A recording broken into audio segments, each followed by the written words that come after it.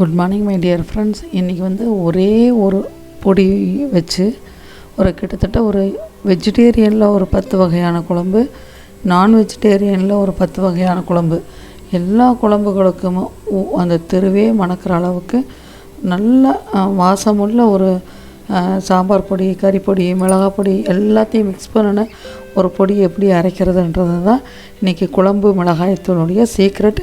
இன்றைக்கி நம்ம இந்த வீடியோவில் பார்க்க போகிறாங்க. இதில் உங்களுக்கு தேவைப்படுற டிப்ஸு நிறைய இருக்கும். ப்ளீஸ் வீடியோவை ஸ்கிப் பண்ணாத பாருங்கள். அதுக்கு முன்னாடி நம்ம சேனலை கொஞ்சம் சப்ஸ்கிரைப் பண்ணிவிடுங்க. இப்போ மிளகாயிலேயே 2 வகையான மிளகாய் இருக்குது, குண்டு மிளகாய், நீல மிளகான்னு. இந்த நீல மிளகாய் 1 கிலோ போடுற இடத்துல அந்த குண்டு மிளகாய் 1.5 கிலோ போட்டாகணும். இதில் கொஞ்சம் காரம் அதிகம். அதனால் பொடி அரைக்கும் போது மட்டும் நீங்கள் இந்த மிளகாயை யூஸ் பண்ணிக்கிட்டால் தான் நமக்கு சேவும் கூட, அமௌண்ட்டும் சேவு ப்ளஸ் கலர்ஃபுல்லாகவும் இருக்கும், ரொம்ப நாளைக்கு கெட்டும் போகாது. இது வந்து இந்த மிளகாய் வந்து கொஞ்சம் லைஃப் அதிகம் அந்த குண்டு மிளகாயை விட.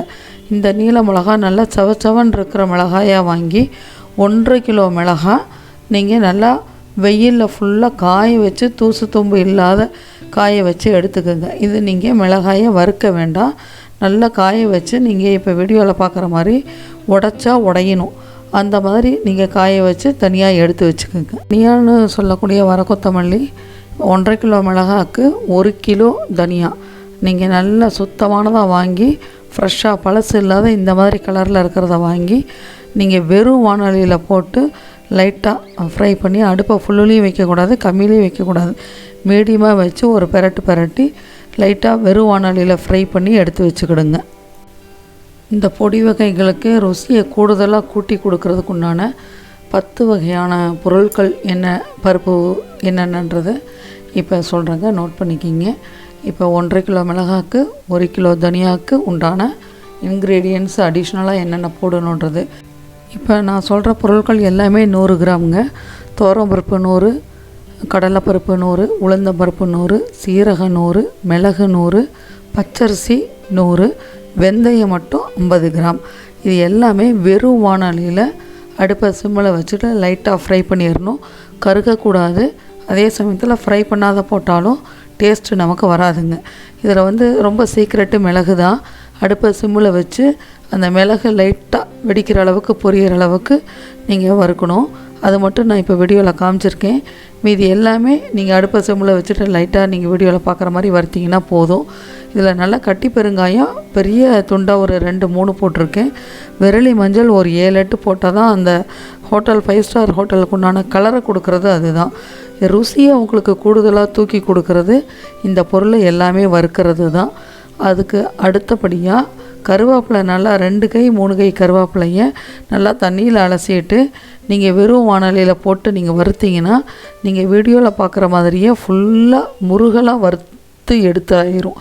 இது இந்த 10 பொருளையுமே வெறும் தனித்தனியாக வானொலியில் நான் போட்டு வறுத்து உங்களுக்கு நான் இப்போ காமிச்சிருக்கேங்க.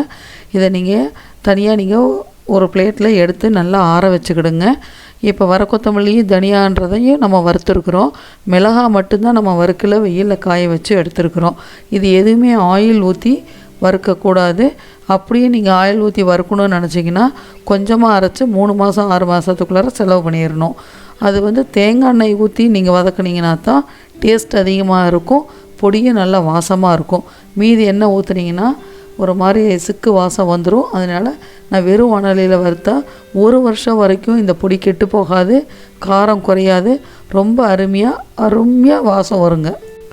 வெறும் வானொலியில் இப்போ நான் மிளகு வந்து உங்களுக்கு தெரியணுன்றதுக்காக மிளகு மட்டும் நான் உங்களுக்கு வறுத்து காமிச்சிருக்கிறேன்.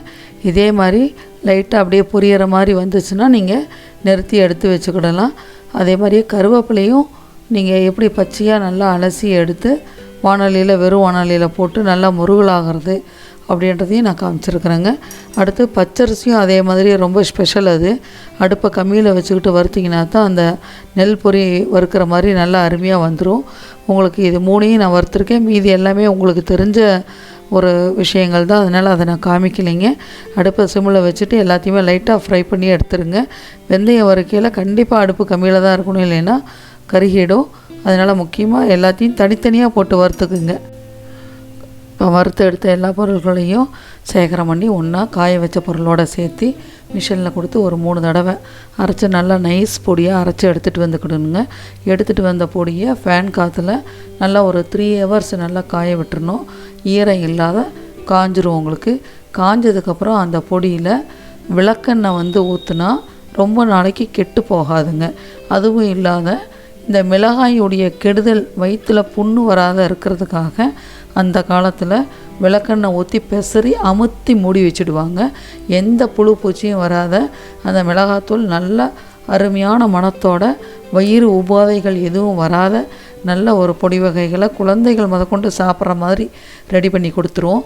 இப்போ அதனால தான் நம்ம 1.5 கிலோ மிளகா போட்டிருக்கோம், 1 கிலோ தனியாக போட்டிருக்கோம். எதனாலன்னா இந்த விளக்கெண்ணெய் கொஞ்சம் காரத்தை கட்டுப்படுத்தக்கூடிய கெப்பாசிட்டி, வயிறு உபாதைகள் புண்ணு எதுவுமே வராத ஒரு சக்தியை நமக்கு கொடுக்கக்கூடிய கெப்பாசிட்டி, ப்ளஸ் பூச்சி புழு வகைகள் எதுவுமே வராத மாதிரி 1 வருஷத்துக்கு நமக்கு நல்லா அருமையாக பதப்படுத்தி கொடுக்கக்கூடிய இந்த விளக்கெண்ணெயில் போட்டு பெசறதை நான் இப்போ வீடியோவில் உங்களுக்கு காமிச்சிருக்கிறேங்க. இதே மாதிரி நீங்களும் விளக்கெண்ணெய் ஊற்றி பெசரி நல்லா கரண்டியில் அமுத்தி எடுத்து மூடி வச்சிட்டிங்கன்னா 1 வருஷத்துக்கு அருமையாக வரும் இந்த மிளகாத்தூள். இந்த ஒரு வகையான மிளகாத்தூள் சாம்பார் பொடி, கறிப்பொடி,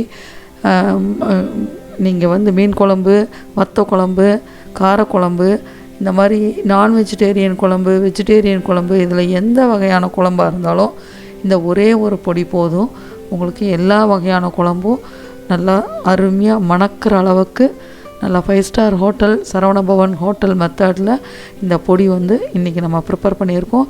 இந்த வீடியோ உங்களுக்கு ரொம்ப பிடிக்கும்னு நினைக்கிறேங்க. பிடிச்சிருந்தா ப்ளீஸ் உங்களுடைய ஃப்ரெண்ட்ஸுக்கு ஷேர் பண்ணுங்கள், லைக் பண்ணுங்கள், நம்ம சேனலை சப்ஸ்கிரைப் பண்ண மறக்காதீங்க. தேங்க்யூ.